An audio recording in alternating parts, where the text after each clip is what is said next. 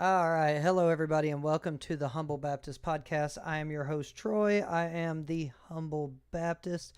Sorry about the delay there. I am having more technical difficulties. Hopefully, everything ribbed. Does everything sound good? I'll wait on her to respond. Hopefully, she'll hear me. Um, but yeah, so we have finished our series on how we got the Bible. We are now starting our new series tonight on how to study the Bible. And so, first thing we're going to do is we're going to go through and I'm going to show you some Bible softwares that I use, some Bible softwares that some of my friends use. And we're just going to kind of compare, contrast. I want to show you them. Then I ultimately want to show you my favorite one and get you really worked out on how to use it. First and foremost, I want to let you know that I am a lay member of Reformata Baptist Church. This podcast is done under the view of the elders, right? So if I ever get off in false, erroneous error, they're going to be the ones that hold me accountable to it.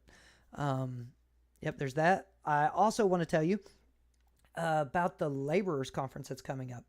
So there's going to be a conference hosted by the Truth and Love Network, and it's going to be at Vertical Life Church in Newton, North Carolina. The dates for that are going to be April 24th to the 27th, and it's going to be a good time. It's going to be a good time of fellowship, good time of preaching. If you follow my Facebook page, you probably saw it. But yes, I would love to see you there. Go to thelaborsconference.com and be sure to register. And so let me think if there's any more updates. Hopefully things should be looking good on everybody's end. I hope. We can't afford another train wreck like there was last week. But, it happens. So, I guess we're going to go ahead and jump right into this. The first Bible program I want us to look at, and I've got four of them for us today, right? And I've got one that everybody has heard of and everybody really desires to try and use, but I'm going to try and talk you out of it just because it's expensive, it's costly. You get a free setup package, but I feel like there's some better options. And so let me go ahead and switch over to my presentation screen here. And we're going to go ahead and pull the first one up.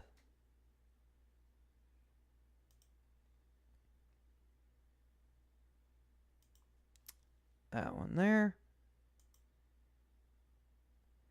All right. So we have Bible Hub right here. And Bible Hub is going to be the first one that we look at, and it's just BibleHub.com.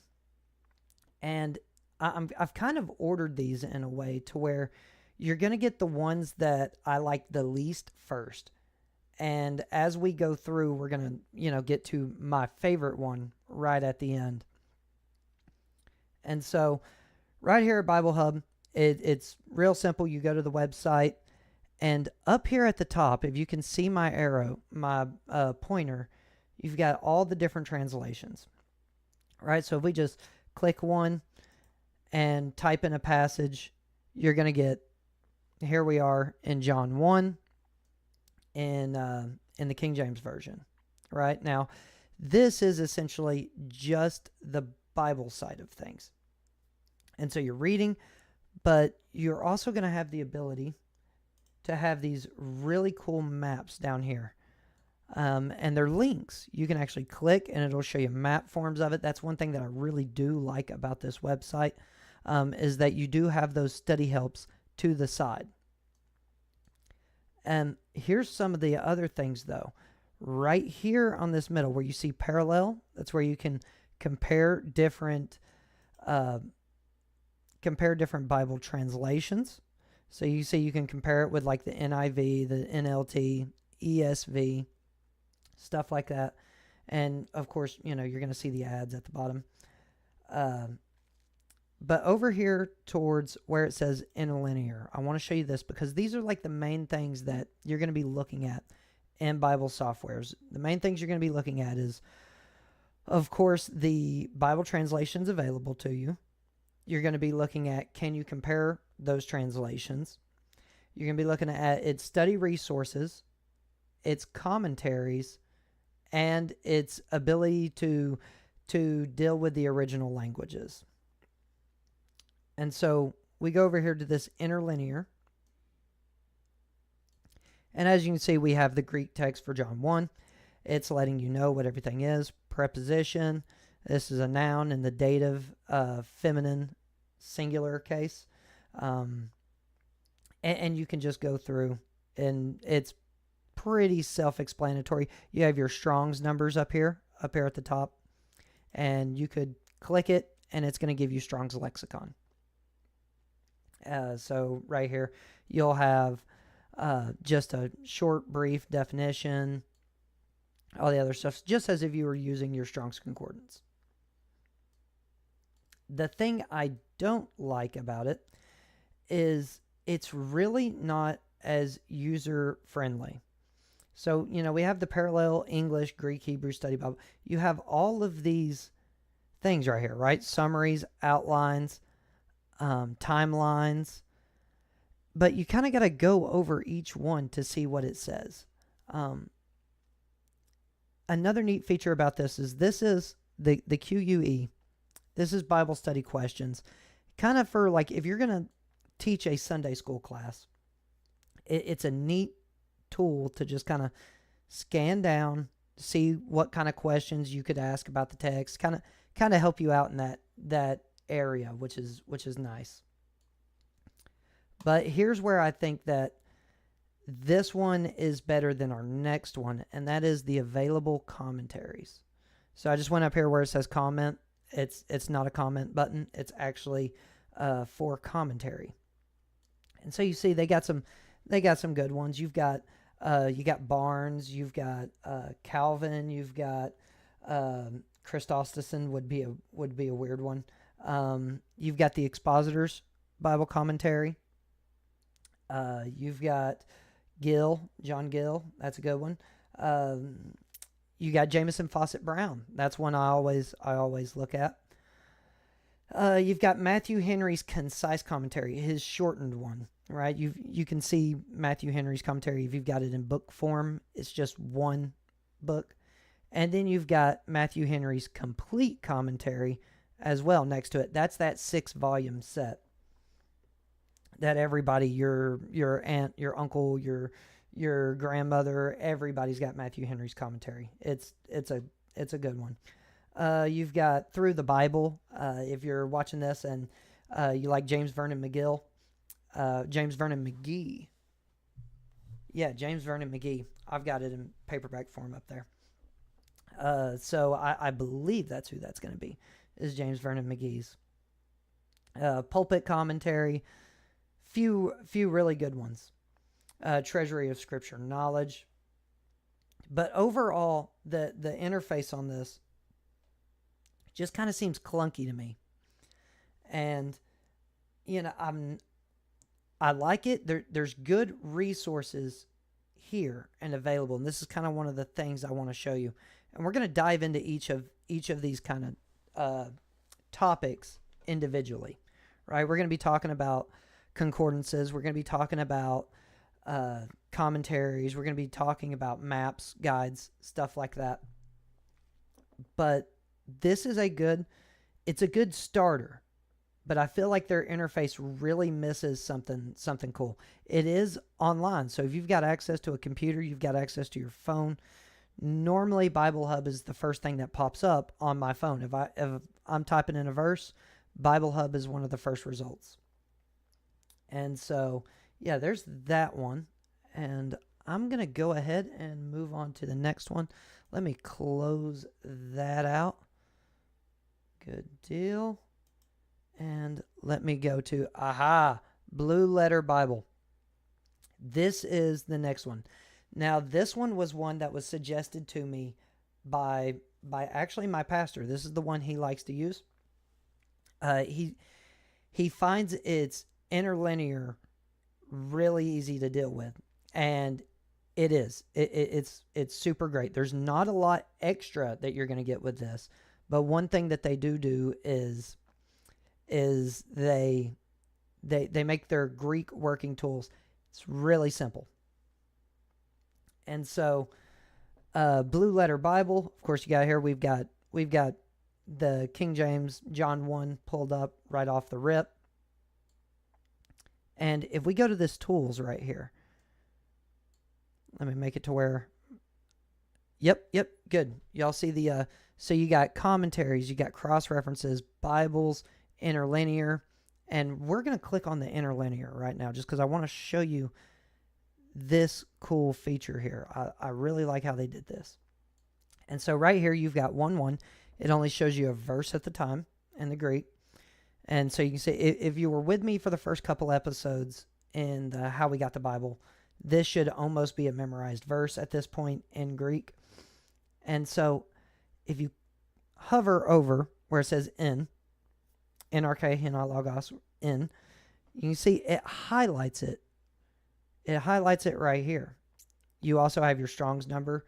You have it telling you there's a preposition.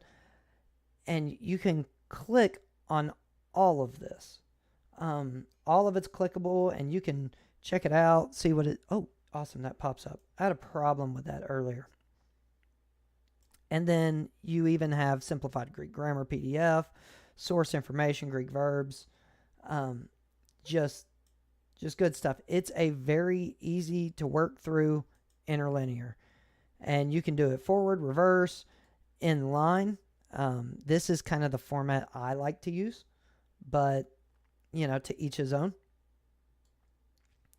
And here's where they're kind of lacking, though, and it's in the commentary section.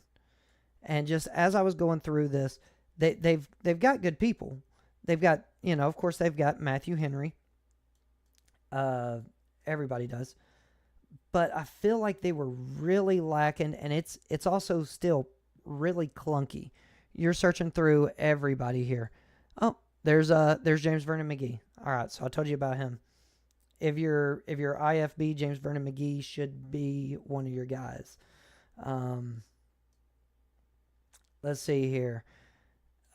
Him and Wearsby. But I don't think... All right, they got Jamison Fawcett Brown. Tozer. And then they've got... An interesting thing they do is they do individual sermons as well. If they hit on that passage, they reference it in Blue Letter Bible. That is a pretty neat thing. But other than that, you can click up here for your translation that you desire to use. King James, ESV, whatever it have be, you know, Ephesians. And you just click it. Hit that little arrow. And there you go. And that's how you get to all your tools. Click the tools button. And you can also get commentaries right here. And it'll let you know what's in here. All right. So that pretty much does it for Blue Letter Bible. I will apologize. It says my chat is disabled for this live stream. I don't quite know why that is. I might have clicked the wrong button again. Who knows? I am still figuring this stuff out. But we are moving on to our next one now. This one is Logos. Logos. This is a heavy program. It is honestly really taxing my CPU at the moment. This computer might burn down. And as you can see, you can't see anything. If you're watching this on a smartphone, I guarantee the only thing you're seeing is squiggly lines. Because I'm looking at like a full screen preview of the podcast right now, and I can't read it. There's so much, and you can turn all of these interlinears off. Let me go ahead and... Oh, there you go. Big button. And so that makes it a little cleaner over here. Now, Logos is an extremely powerful Bible software. This is what everyone is kind of moving to. They're pushing it. You have a free option. Everything you see on my screen right now was free because I'm a cheapskate. So you've got the ESV, the CSB, you have a Greek text, you have the King James. Up here I've got my Matthew Henry commentary stored, my Jamieson Fawcett Brown commentary stored, and it's all on the page. And then you've got this really cool feature over here to the right. If you hover over something, it then becomes your kind of like a moving information tab.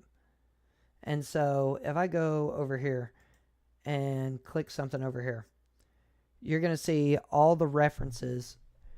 You're going to see this column change based on whatever it is that I hover over. As I said, this is a taxing program, and so it's not really wanting to work with me right now. But its ability to link everything together makes it to where if you click on one thing, it's going to change it on all of them, or you could not. Of course, you can get your Greek right here in this middle. You see where we have the English on the top, see where we have the Greek in the middle, and then you see where we have the transliteration, which is the way that you would pronounce these Greek words if they were written in English, read out on the bottom. And then you can do things like add the Strong's numbers right here. Hit that back, and now you have your Strong's numbers. And so you click that, it brings up your Strong number over here, gives you the definition, gives you all the other stuff. Let me get rid of that. And here's all kinds of references, and you see they're locked. See there's a little lock icon right there, which means I gotta buy that. And so, yeah, as you can see, no books in your library contain this reference. And so they make plans, which is a pretty cool system. I'm gonna go ahead and close that out. And I'm gonna bring it back to me just for a minute. It's a pretty cool system, right? Because you can pay for this. But everything that I have on that program, you were just able to read on Bible Hub. You were able to read on Blue Letter Bible. And you're definitely going to be able to do it on our next one. And our next one is the one that I'm going to be of course, I'm not a sponsor or anything like that. I just love it. It's the one that I kind of got used to using. And so it's my favorite. It's the one that if I put it up here, it's the one that you see. But to go and to spend all this money for it, I don't see a big profit in being able to sync your quotations from the Apostolic Fathers with your reading, with your other stuff. And it's a lot. You can spend hours in there and do nothing but just click around and get lost in a sea of just stuff that doesn't necessarily. Logos has not been beneficial to me. It's just there's a lot of buttons. There's a big learning curve.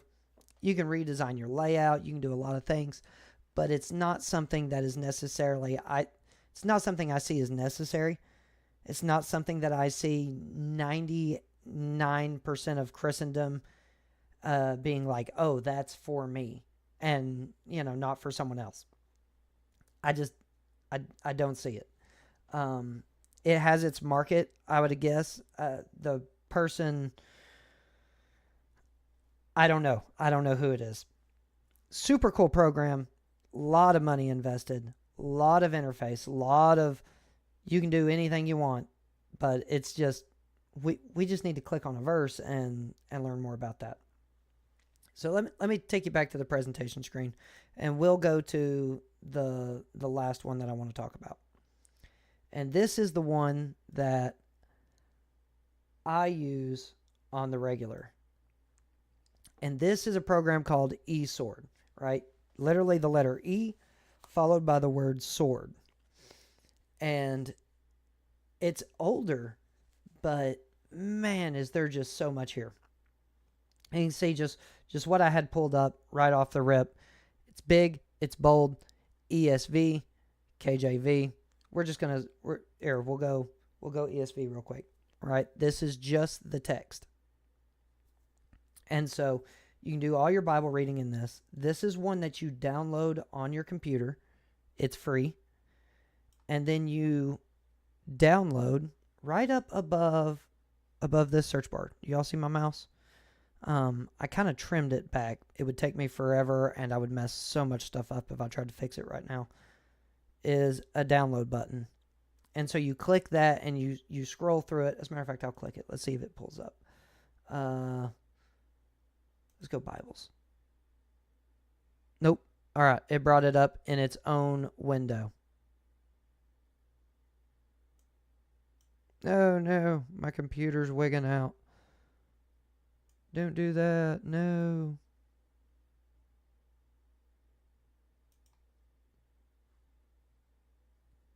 Okay. Hopefully, y'all can still see me. Because this thing is thinking hard. Probably shouldn't have clicked that button. Now I got to wait on, like, the little swirly wheel. Little swirly wheel's going around. Sorry, my computer is eating up a lot of CPU right now.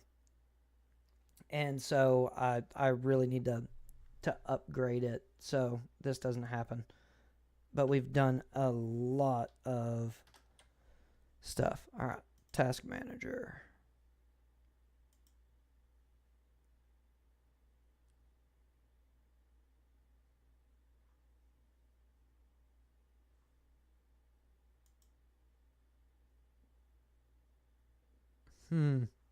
All right.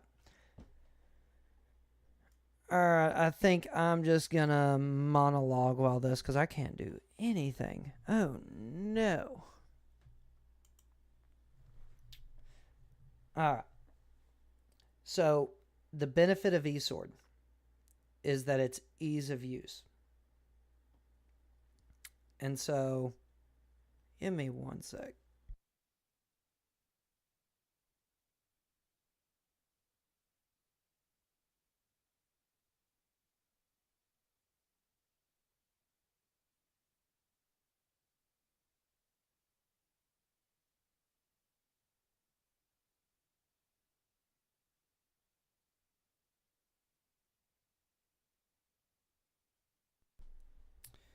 Alright.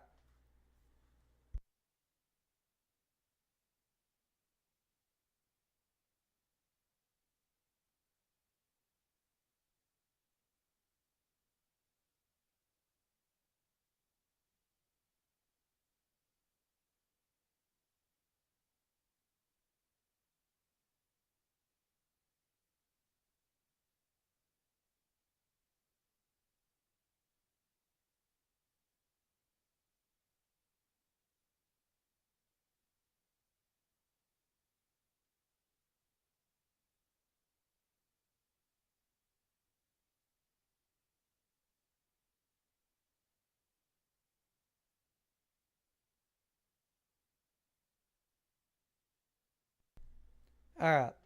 Everybody back there? Okay. Apparently I am still live. I had to check with my wife. My computer has completely froze. And so, yeah. eSword is beneficial. I need a computer update badly. Oh. Alright.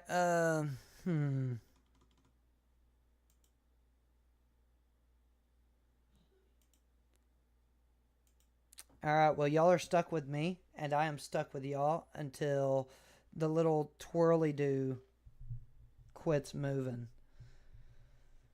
This is train wrecks. Yay, yay. Okay, we're back. We're back, guys. Oh, no. I have no idea what's going on here.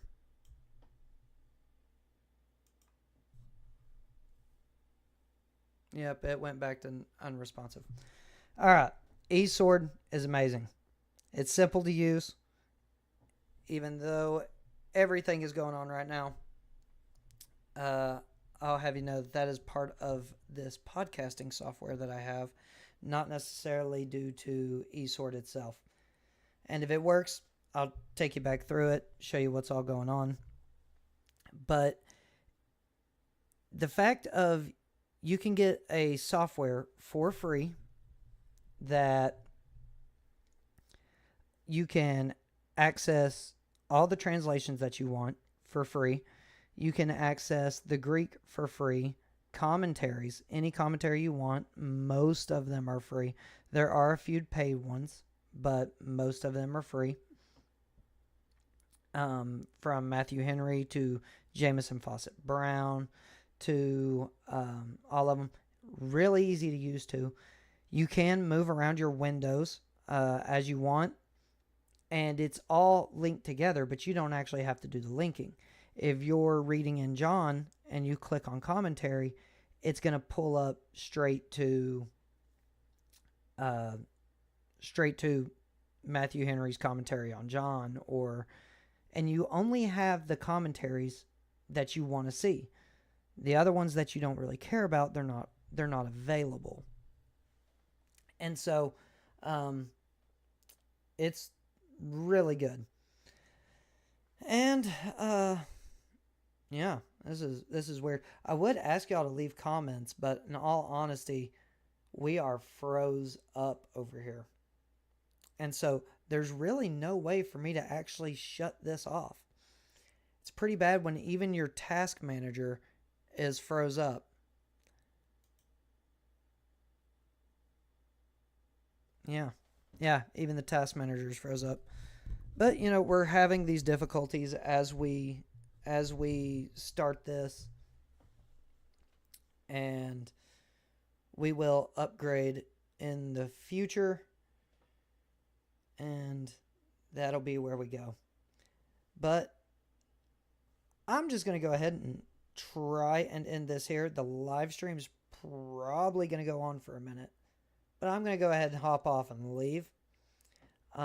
So once again, yes, come to the Laborers Conference. This is in no way reflective of how unprofessional I am. Or the Laborers Conference. How unprofessional I am does not, different guys.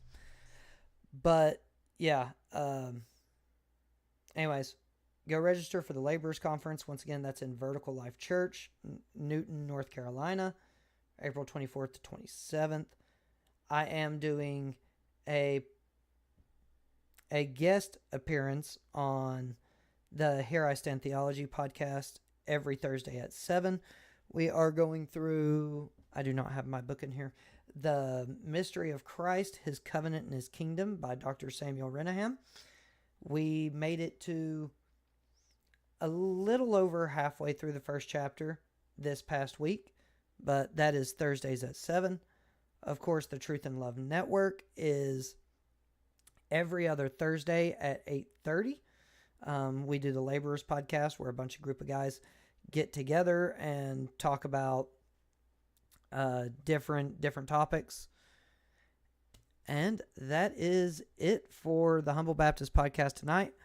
I would play the outro, but that's not working. So what I'm going to do is shut off the camera, shut off the microphone, and we will continue working on these bugs as they come. We'll finish talking about eSword another day, and we'll be back on here with less taxing stuff on my system. Thank you. Bye.